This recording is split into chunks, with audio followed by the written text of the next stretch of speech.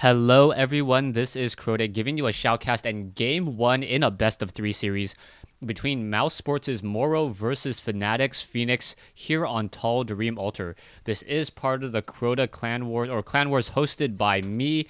I am looking forward to this matchup for you guys. We have Fnatic Fenix spawning as the red Terran player on the bottom left hand side of the map. Meanwhile, we have MorroW spawning on the top left hand side of the map as the blue Zerg. This is the first game, so everyone currently has a 0-0 record.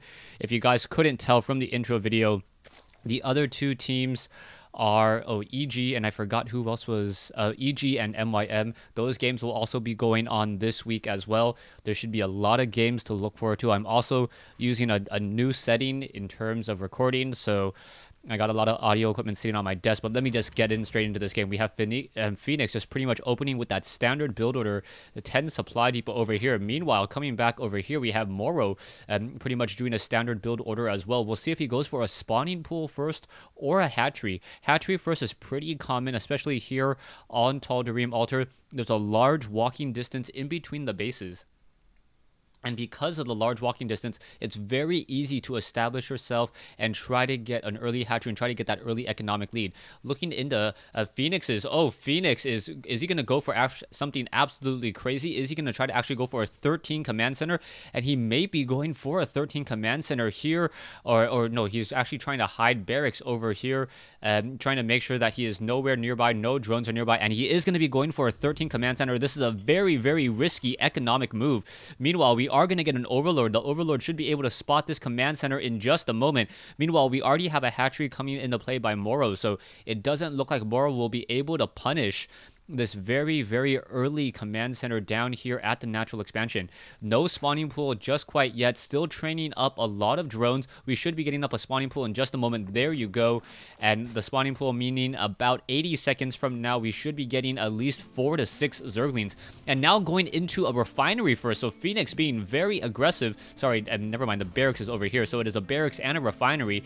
As a second barracks or an SCV now starting to make its way out and trying to scout. The overlord has not seen that command center, and that is going to be very important. If he actually gains sight of that command center, he knows to rush in and try to deal a lot of damage. He does see that command center now, and we'll see if a lot of Zerglings will be trained up. You can see whether or not he's going to be saving up any of those drones or any of those larvae, and he is not doing so just quite yet. So it doesn't look like any early pressure will be coming out as MorroW now making his way up with this one scouting drone. A bunker is being placed down, but this is going to be very easy for Zerglings to run by unless another barracks is placed down in just a moment.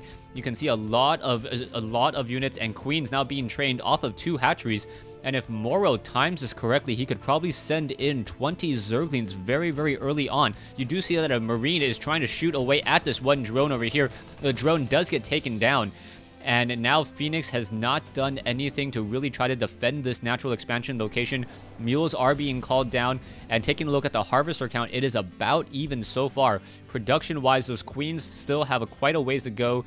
And then from there, another 40 seconds for that spawn larva to hit. And then we'll see what MorroW will be trying to go for. Will he continue to power drone, or will he actually go for a lot of early Zerglings? There's that spawn larva there. There's that timer, as you can see, on both hatcheries already. And that means that we will have about 8 larvae, perhaps somewhere within the realm of 10 larvae in just a moment. And it looks like it is going to be a very, very aggressive play on a lot of Zerglings. You can see a large cache of minerals already being saved up. And he is going to be supply locked for a little bit of time, as he does not have any overlords currently in training. That's going to be a misstep by MorroW, perhaps delaying and allowing Fenix to get back into this game and perhaps getting a stronger front door. We are going to be getting Hellions out as well. So Hellions are going to be a very strong counter towards those Zerglings, as overlords are now being trained up. And as soon as those overlords are done, based upon the 2 hatcheries, we already have 5 larvae. Is he going to continue to power drone or create Zerglings and Banelings? We are getting more drones. So MorroW just sitting on his bases right now and getting a very strong economy. 27 drones versus 26 SCV.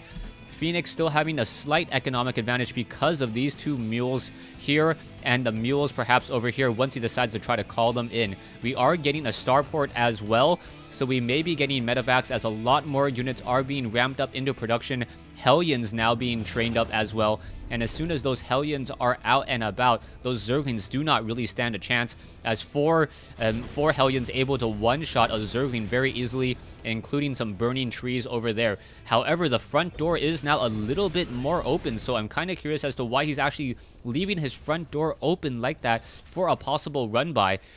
Nothing actually being used on this reactor over here, as we are now building additional reactors over here.